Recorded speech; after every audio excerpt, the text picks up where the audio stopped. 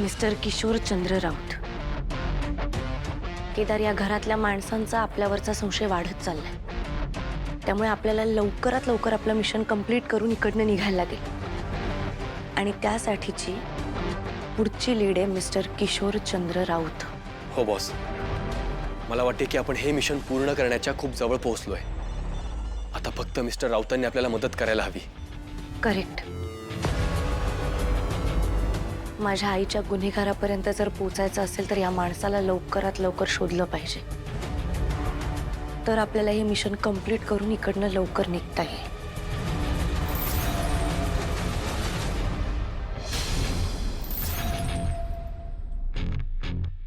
तू काय बोलतेयस हे तुला कळतंय का?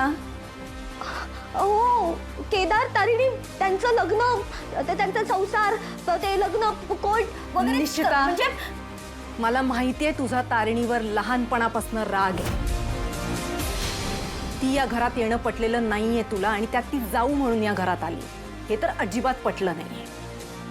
मला माहितीये, पण ती आता या फॅमिलीचा भाग आहे आणि ते बदलणार नाहीये निशिता। आणि कोणाच्या तरी बोलण्यात येऊन जर तू तिच्यावर आरोप करणार असशील तर ते मी ऐकून घेणार नाहीये, कळतंय? Oh hello, don't point fingers at me, okay? माझा यात काही संबंध नाहीये। निशिता म्हणत होती की तिने तिच्या कानांनी ऐकलंय की त्या दोघांचंही लग्न खोटं आहे। हो ताई, म्हणजे तारिणी या घरात आली आहे ते मला पटलेलं नाहीये, हे खरं आहे, पण पण मी जे आता सांगते ना ते ही खरं आहे। मी निशिता, कसं पॉसिबल आहे अगं? त्यांच्या लग्नाचे फोटोज आहेत, लग्नाचं सर्टिफिकेट आहे, ते सगळं खोटं आहे का? आणि मुळात लग्न एवढी मोठी गोष्ट, त्याच्याबद्दल कोणी कसं खोटं बोलेल? सांग निशिता, हे खूप सिरियस ॲलिगेशन आहे हा। आणि बरं, तुला असं वाटतंय की त्यांचं लग्न खोटं आहे, बरोबर? प्रूफ काय, पुरावे काय आहेत? प्रूफ बोल।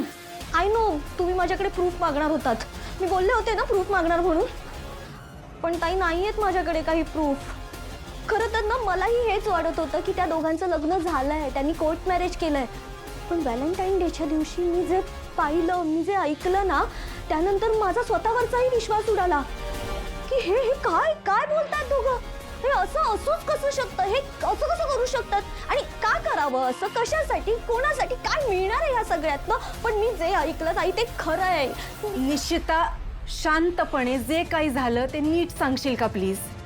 प्लीज, काय झालं तिकडे? व्हॅलेंटाईन डेच्या दिवशी तिथे वेगवेगळे गेम्स खेळत होते। ओके। त्यातला एक गेम होता ज्याच्यामध्ये बलून हातात घ्यायचा नव्हता,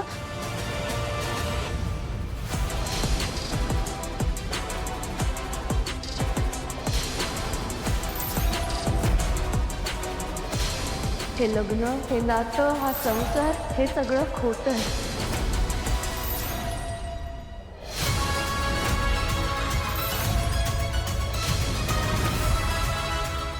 तू नक्की हेच ऐकलंयस?